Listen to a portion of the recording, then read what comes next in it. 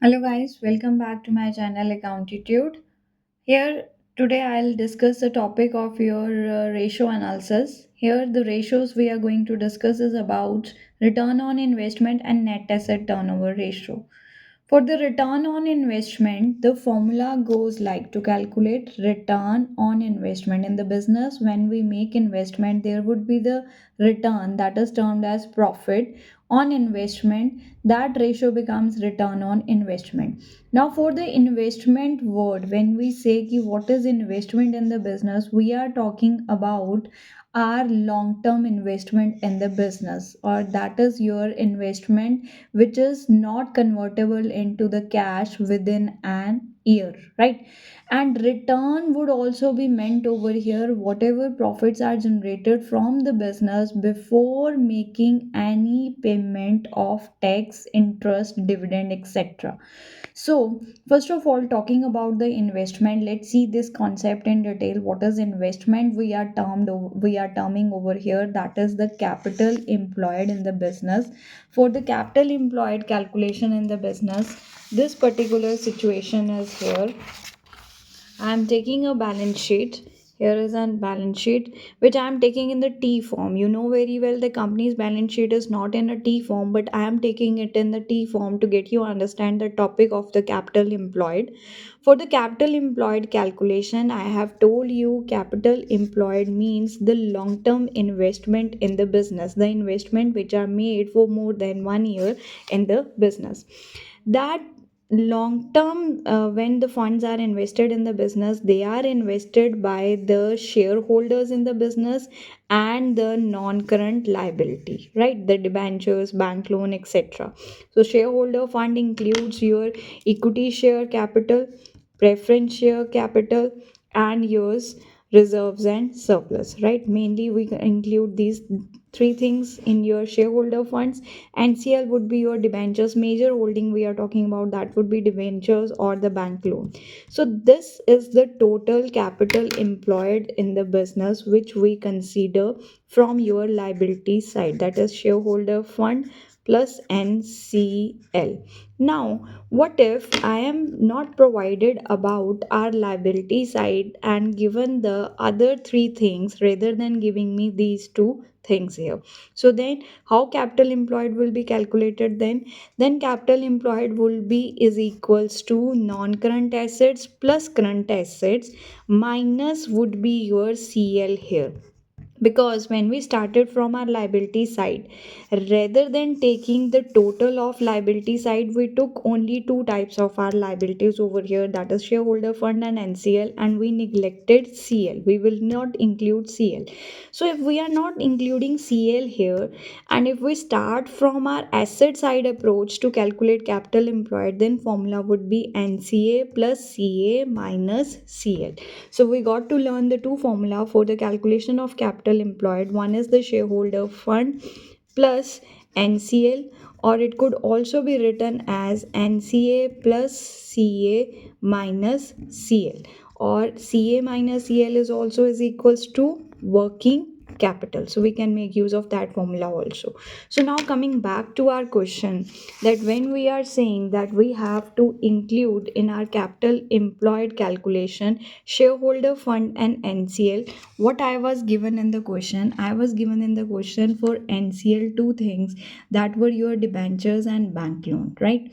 And for the calculation of shareholder fund, preference share capital, equity share capital, and reserves and surplus. So we took these three things in your shareholder funds, right? We added up them. For NCL we took two things over here, we added up them, and what is the value of the capital employed? That is 1 crore 20 lakh over here, right? Now for the calculation of return on investment, I got my capital employed. Now what I need is EBIT, earnings before interest and taxes. In the question I am given profit after tax.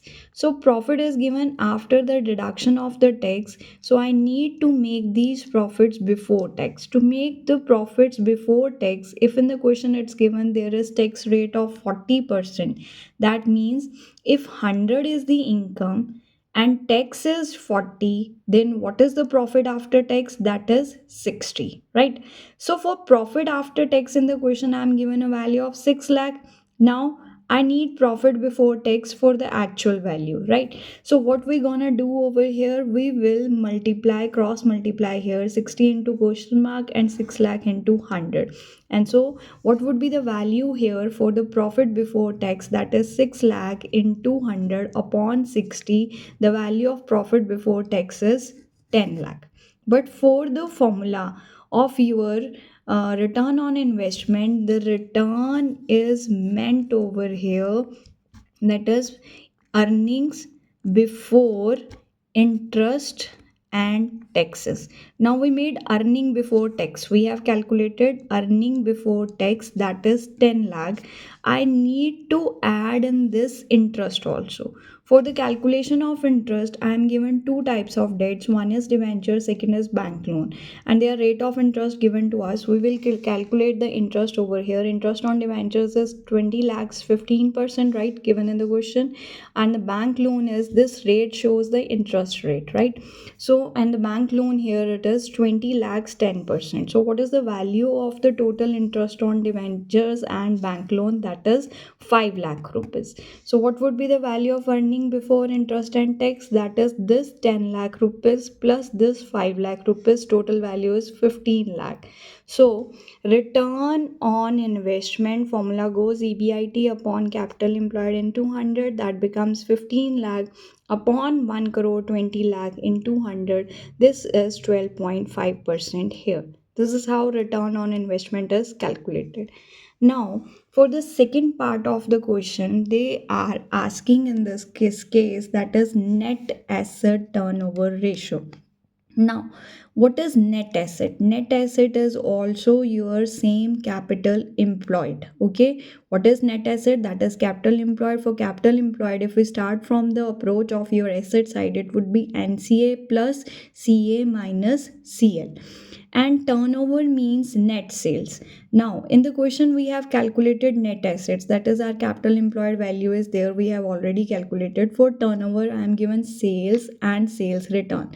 So sales less sales return, we will get the value of our net sales. And for the formula of your net asset turnover ratio, the net assets meant over here is NCA plus CA minus CL, that is your capital employed. Capital employed is already calculated in the question, we'll put same over here. And the value over here is 3 times. So we got the value of your net sales, that is 3 crore 60 lakh divided by net assets, that is 1 crore 20 lakh. So the answer is 3 times over here. So this is how the capital employed is calculated, how the return is calculated, and the ratio analysis is done. We will be coming up with more cases on your ratio analysis. Thank you, Accountitude. Like, share, and subscribe to my channel. Keep scoring.